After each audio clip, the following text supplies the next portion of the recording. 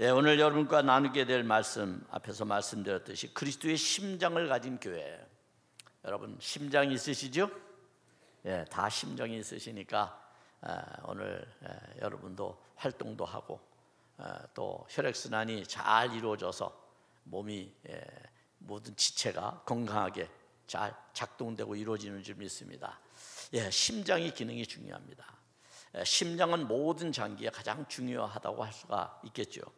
그런 의미에서 그리스도의 심장을 가진 교회라고 하는 것은 매우 의미 있고 그리고 하나님께서 축복할 만한 그런 교회다라는 사실을 우리가 발견하게 돼요. 기독교를 정의할 때에 에클레시아라고 말합니다. 에클레시아는 사실은 로마 제국이 공화정을 이루어가는 과정에서 많은 사건들이 있었죠. 공화정이라고 하는 것을 우리가 생각해 보면서 에클레시아가 그런 의미로 탄생한 단어예요. 그렇기 때문에 교회 공동체야말로 이 땅에 가장 완전하고도 거룩하고 그리고 궁극적인 구원을 이룰 그러한 공동체로 사실은 인정하고 우리가 그 권위를 부여한 그러한 이름이라고 할 수가 있겠죠. 그런 에클레시아를 이룬 우리가 오늘 이 자리에서 함께 말씀을 나누고 성도의 교제를 나누고 또 성령께서 우리 가운데 역사하심으로 우리가 우리 안에서 이루어진 하나님의 역동성이 형제와 이웃들에게 또 우리가 함께 나눔을 통해서 베푸는 그러한 많은 섬김을 통해 하나님의 나라가 확장되고 이루어지게 되는 것을 감사드리고 그 일이 41년 동안 우리 교회 안에서 지속되었다고 하는 것은 하나님의 은혜와 축복이 아닐 수 없습니다. 이 모든 은혜를 담아서 여러분에게 진심으로 감사를 드리고 또 하나님께서 그 같은 일을 여러분과 함께 행하셨으니 또한 우리의 예배를 통해서 하나님 앞에 모든 영광을 돌려드리는 것이 마땅하다고 생각을 합니다. 그런 기쁨의 날 여러분 모두가 기뻐함으로 이 교회에 대한 새로운 비전을 마음에 새기고 그리스도의 심장을 가진 우리 새벽교회인가 라고 하는 것을 우리가 한번 되새겨보는 복된 시간이 되었으면 좋겠습니다. 기독교 역사에 있어서 교회 정의는 언제부터 말하는 것이 좋을까요? 물론 우리가 창세기라고 하는 성경의 시작부터 우리가 교회의 역사는 시작되었고 오늘 그 교회의 완성은 계시록을 통해 우리 안에 이루어질 것을 우리가 믿습니다.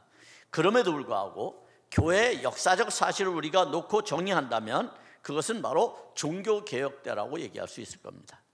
종교개혁이라고 하는 이 개혁적 정신을 가지고 교회는 태동하게 되었고 교회는 더 그 정의를 굳건하게 해온 것이 사실입니다. 종교개혁 때의 시대의 신앙 고백을 보면 교회에 대해서 이렇게 정의를 내립니다.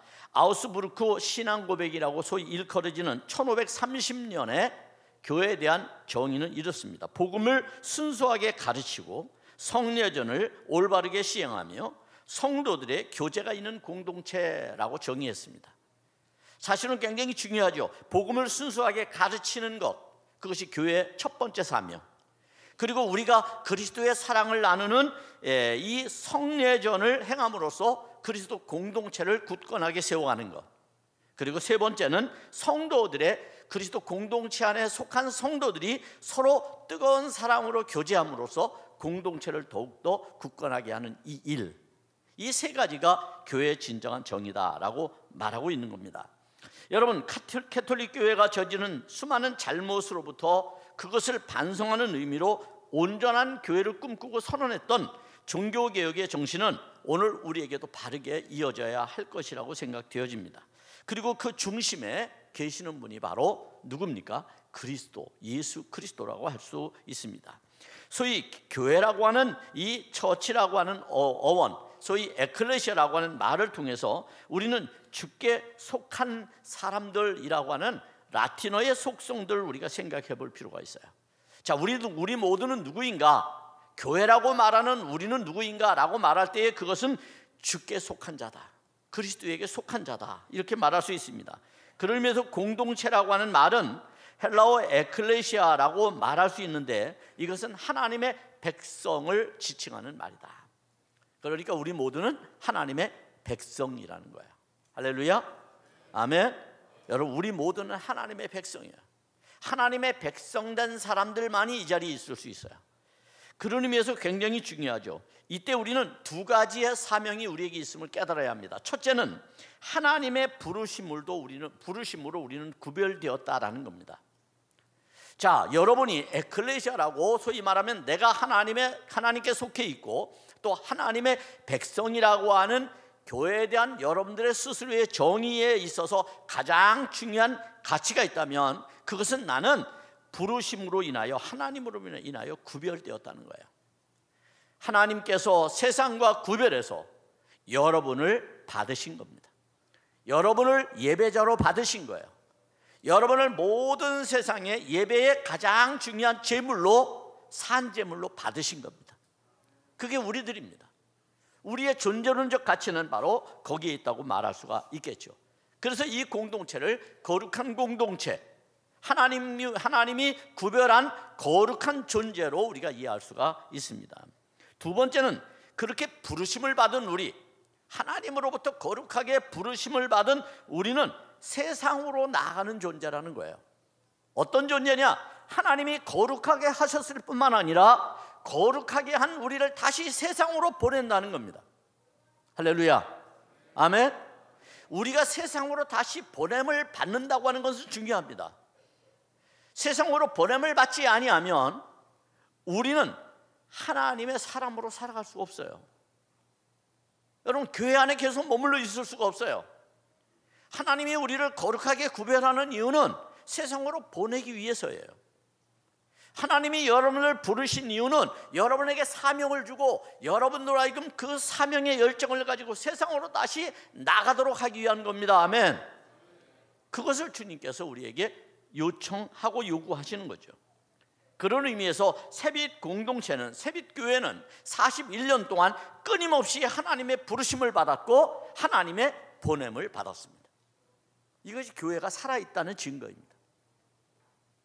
우리가 여전히 하나님으로부터 부르심을 받고 하나님으로부터 구별된 존재로 주의 거룩한 말씀을 배우고 그리고 그것을 우리가 깨달음을 얻으며 하나님께서 우리를 세상 가운데 보내실 때 우리는 주를 의지하고 담대한 믿음을 가지고 세상에서 승리할 것을 기대하며 세상을 향해 나가는 것입니다.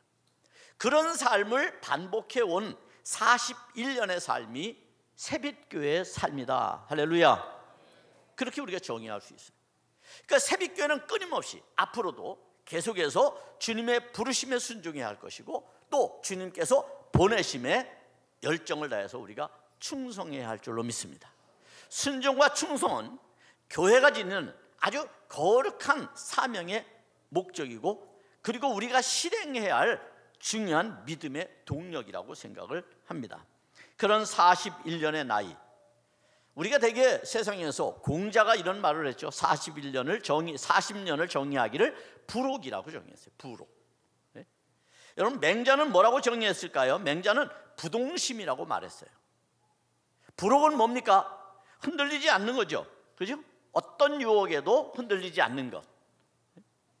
그 다음에 부동심은 뭡니까? 마음이 어떠한 일이나 외부의 어떤 충격에도 동요됨이 없는 것. 그것이 40이라는 나이의 무게가 우리에게 주는 겁니다.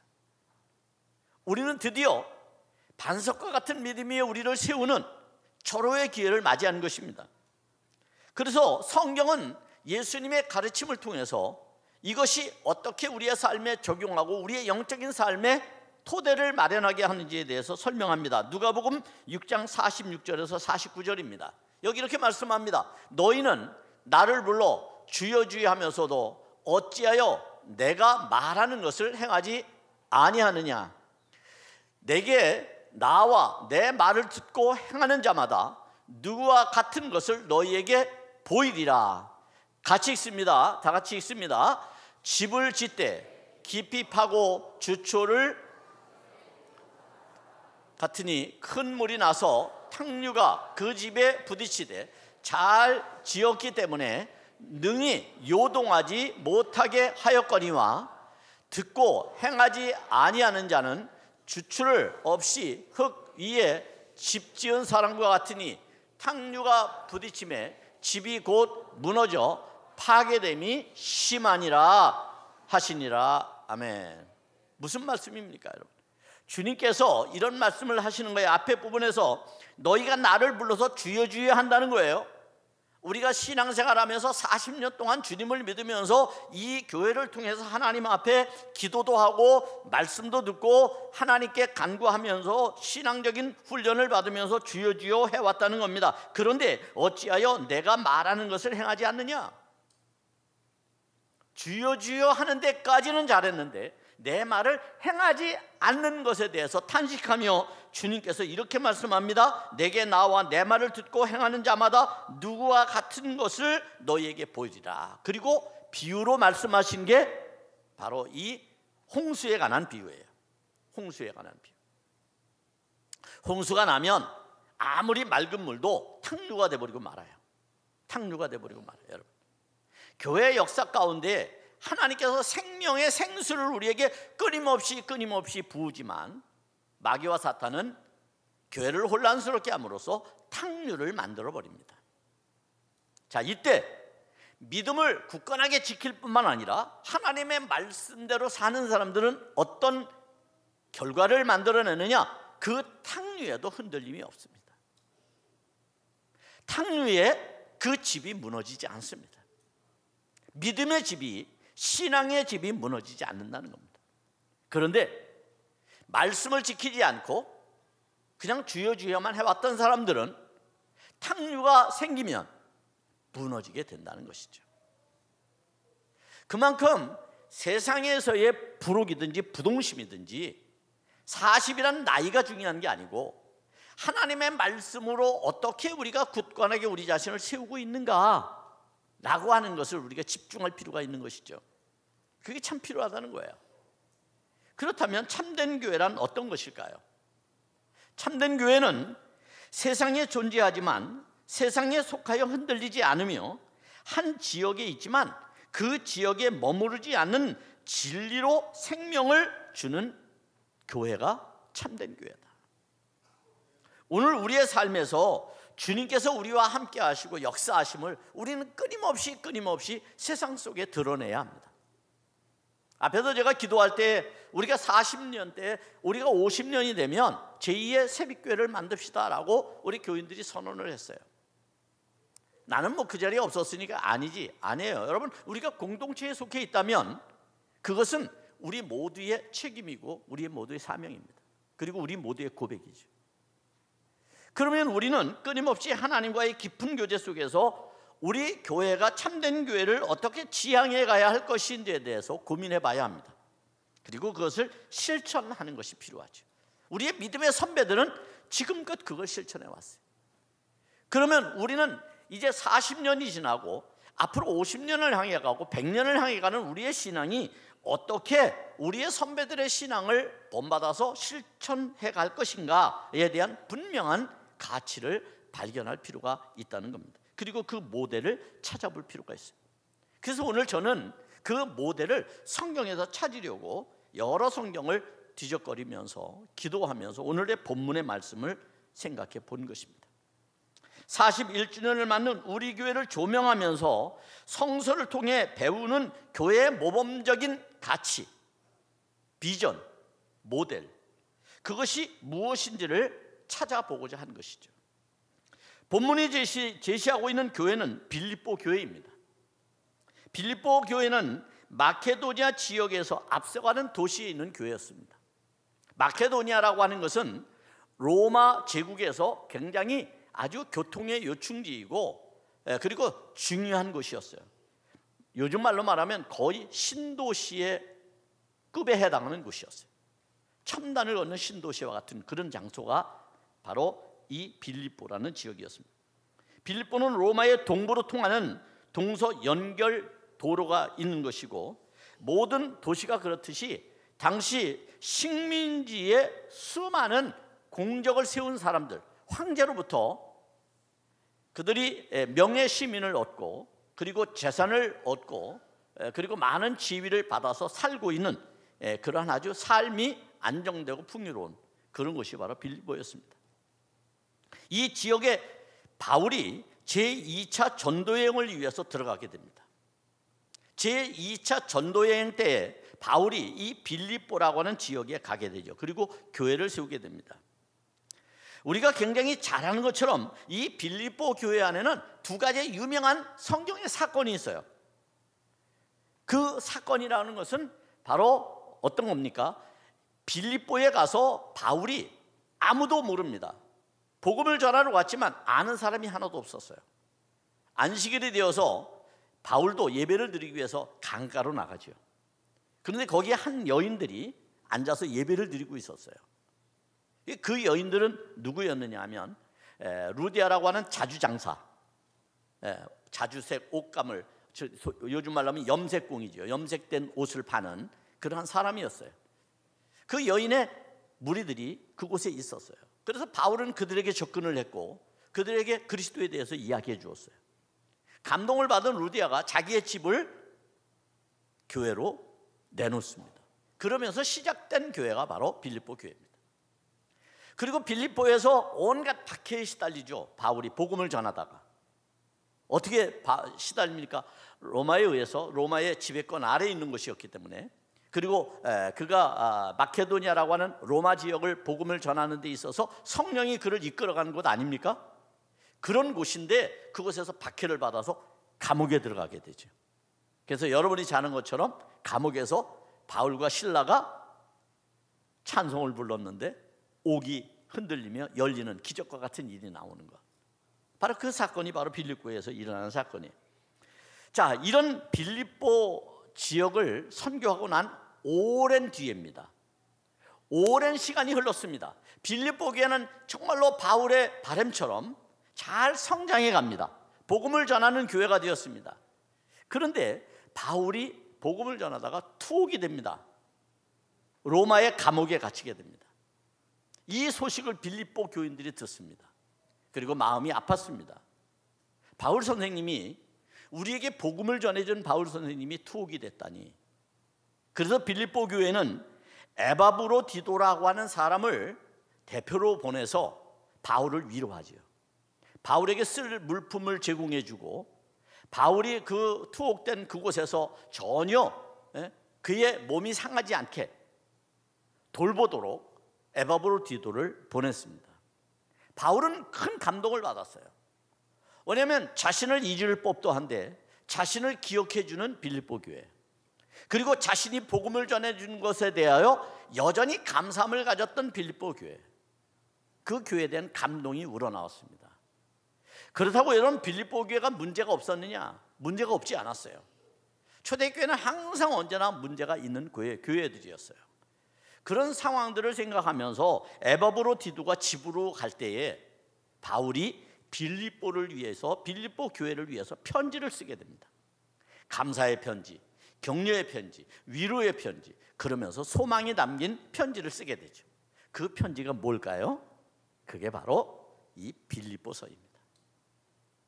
그래서 편지를 써서 에바브로디도 편에 빌립보 성도들에게 편지를 써서 보내게 된 것이죠. 오늘 제가 왜 하필이면 교회들도 성경에 많이 나와 있고 또 많은 교회들이 있고 많은 사건들이 있는데 왜 빌립보 교회에 주목하게 되었는가라고 하는 것을 간단하게 여러분에게 설명을 드린다면, 오늘 이 본문 8절에 보면 이런 말씀이 나옵니다.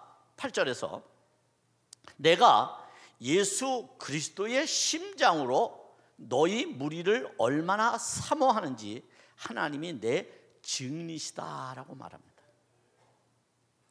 바울이 이 빌립보 교회를 얼마나 사랑하는지 그 사랑함의 표현을 그리스도의 심장을 가졌다고 말하는 겁니다. 심장은 뭐를 담고 있죠? 피를 담고 있습니다. 심장에는 피가 가득 담겨져 있죠. 그렇게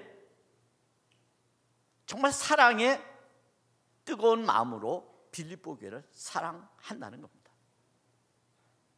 그만큼 빌립보 교회는 바울뿐만 아니라 초대교회 많은 성도들에게 빌립보 교회를 기억하게 하는 교회였다는 거예요.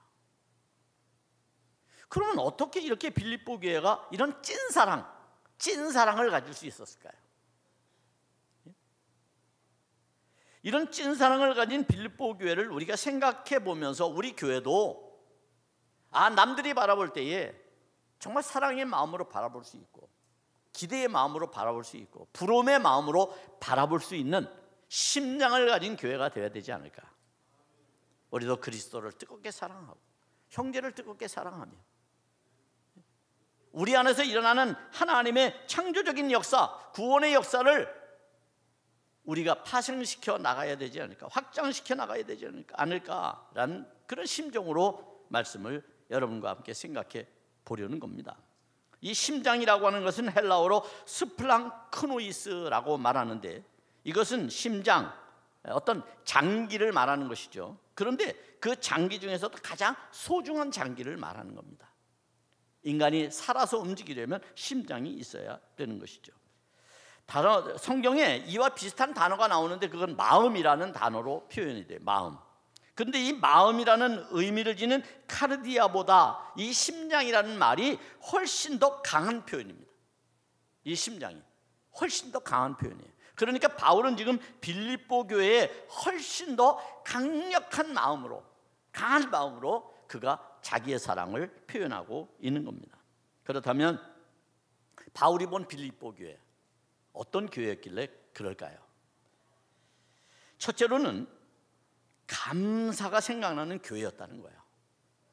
소위 감사의 대상이에요. 바울이 볼 때에 빌립보 교회는 감사의 대상이었어요.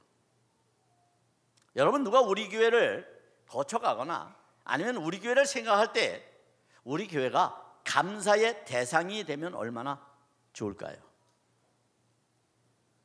새벽교회를 생각하면 난 감사해.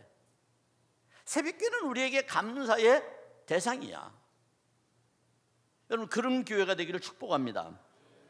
3절은 이렇게 말씀합니다. 내가 너희를 생각할 때마다 나의 하나님께 감사하며 라고 말했습니다. 바울은 생각할 때마다 빌립보 교회가 감사했어요. 우리 교회를 아는 많은 교회 사람들이, 성도들이 여러분 우리 교회를 생각할 때마다 감사가 생각나게 한다면 얼마나 행복하겠습니까? 그런 감사의 표현이 우리 안에 일어나야 할 줄로 믿습니다. 이 감사라고 하는 것은 유카리스토라고 말하는데요, 1인칭 단수의 현재 능동태로 사용돼서 여러분 형태를 보면 이것은 무슨 말이냐면 계속적으로 반복된다는 얘기예요. 그러니까 바울에게 있어서 한 번 떠올린 것이 아니라 바울이 계속 생각할 때마다 이 빌립보 교회가 생각난다는 거예요. 생각할 때마다. 우리가 대개 생각을 하게 되면 두 가지 현상이 나오죠. 나쁜 쪽으로 생각하는 거, 그리고 감사하게 생각하는 거, 그죠? 여러분, 어떤 생각을 갖게 하는 게 필요할까요? 바울은 빌립보 교회를 통해서 우리에게 교훈하기를, 교회는 세상에 대하여 감사한 교회가 되어야 된다는 겁니다. 교회가 한 지역에 세워지면 주위에 있는 사람들이 비록 타 종교를 믿고 그리고 교회에 대한 관심을 갖지 않아도 그들의 마음엔 언제나 교회가 감사한 대상이 되어야 된다는 겁니다. 이렇게 될 때 이 교회는 어떤 교회가 될까요? 빛과 소금과 같은 교회가 되는 거죠. 오늘 이 사회에서 한국 교회가 감사의 대상이 된다면 교회는 절대 위축되지 않습니다. 무너지지 않습니다. 여러분, 우리 교회가 그런 감사의 대상이 되는 교회가 되기를 축복합니다. 그런 교회로 명성을 떨치고 그런 교회로 하나님께 영광 돌리는 교회가 되기를 축복합니다. 그런 삶이 필요합니다. 두 번째는 기쁨으로 기도하는 교회였어요. 기쁨으로 기도하는 교회. 소위 말하면 기쁨의 대상이었다는 거예요. 빌립보 교회는 감사의 대상뿐만 아니라 기쁨의 대상이었다는 거예요. 4절을 보겠습니다. 여기 이렇게 말씀합니다. 간구할 때마다 너희 무리를 위하여 기쁨으로 항상 간구하문이라고 바울은 말합니다. 빌립보 교회를 위하여 기도할 때마다 언제나 그 기도가 억지로 드리는 기도요, 슬퍼서 드리는 기도요, 안타까워서 드리는 기도가 아니라, 탄식의 기도가 아니라 기뻐서 드리는 기도였다는 거예요. 할렐루야. 이런 기도가 필요합니다. 우리 교회를 많은 사람들이 생각할 때 기쁨으로 기도하는 교회가 되어야 합니다. 안타까움이 하는 기도가 돼서는 안 되죠. 여러분 생각해 보세요. 여러분 자신이 남에게 안타까운 존재가 된다면 얼마나 불쌍합니까? 기쁨의 존재가 되어야죠. 그런 의미에서 빌립보의 주제는 기쁨입니다. 바울은 감옥에 갇혔어도 기뻐했어요. 그것을 경험을 살려서 빌립보 교인들에게 지금 박해가 그들에게 이루어지고 있지만 기뻐하라는 겁니다. 할렐루야. 기뻐하는 삶이 중요하다는 거예요. 신앙은 기뻐하게 될 때에 동력이 생기게 돼 있어요. 에너지가 아주 활발하게 생기게 돼 있어요. 우리 모두가 기뻐하게 될 때에 우리 교회 안에는 엄청난 역사들이 나타나게 될 줄로 믿습니다. 빌립보 교회는 그런 기쁨의 교회였습니다. 마음이 기쁨으로 가득 찰 때 그리스도의 심장을 가졌다라고 말할 수 있어요. 우리의 삶이 기뻐할 때에 교회의 기쁨은 주위에는 많은 사람들에게 기쁨의 바이러스를 퍼뜨릴 수가 있어요. 그럴 때 그들은 교회를 보며 기뻐하겠죠. 앞에서 말한 것처럼 주위에서 교회를 바라볼 때 교회가 기뻐야 돼요. 지나다니면서 인상을 찡그리거나 교회를 바라보면서 재수없다고 말하면 안 돼요. 교회를 바라보면서 흐뭇해야 돼요. 기뻐야 돼요. 즐거워야 됩니다. 할렐루야. 제가 우리 교회도 이제 화요일 날 전도하잖아요, 여러분. 지난번에 우리 아까 했던 조인구 권사님이 화요일 날 이제 전도하는 팀 옆에서 색소폰을 붑니다. 그런데 이제 괜히 시비를 거는 사람들이 있어요. 주위에서 시끄럽다고 말이죠. 시끄럽지도 않거든요, 사실은. 근데 그들의 시끄럽다는 표현은 뭐겠어요? 듣기 싫은 찬송을 한다는 거죠. 그래서 제가 뭐라고 농담을 했냐면 시끄럽다고 말하거나 민원이 들으면 앞으로 트로트를 한 곡씩 불러주세요 그랬어요. 그러면 절대 시끄럽다고 안 그럴 겁니다. 예? 우리가 뭐 전도할 때 꼭 복음성만 부르라는 법은 없어요, 여러분. 예?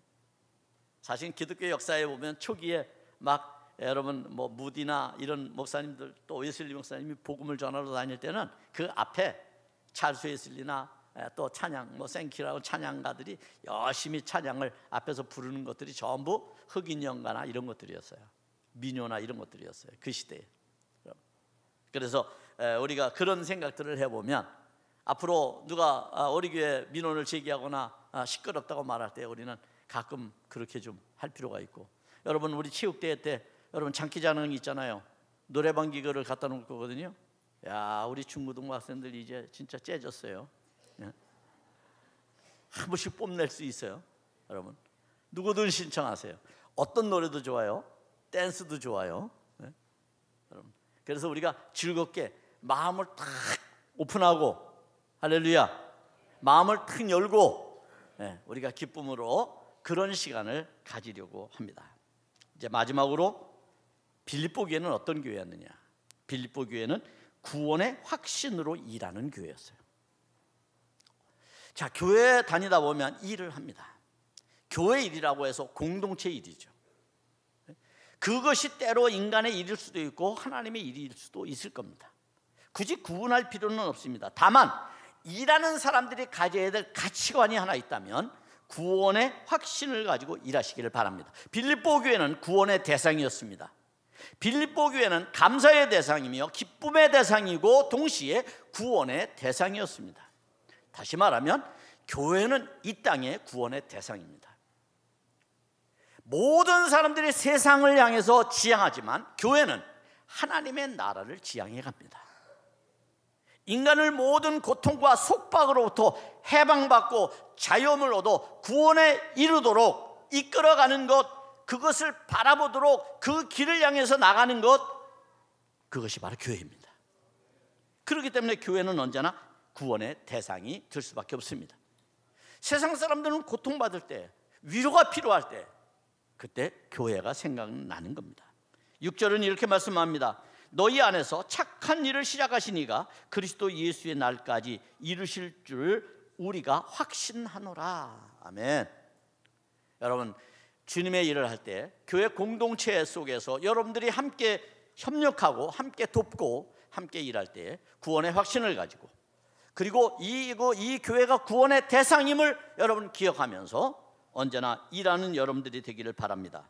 그렇게 될 때 우리 새빛교회는 41년을 넘어 하나님 앞에 진정한 의의 열매를 맺게 될 것이고 하나님께 영광 돌리고 찬송이 될 것입니다. 그리고 새빛의 아우라가 이제부터 우리 교회를 통해서 이 지역의 많은 사람들에게 기쁨과 즐거움과 감사로 와닿게 될 것입니다. 그런 은혜가 늘 함께하기를 주의 이름으로 축복합니다.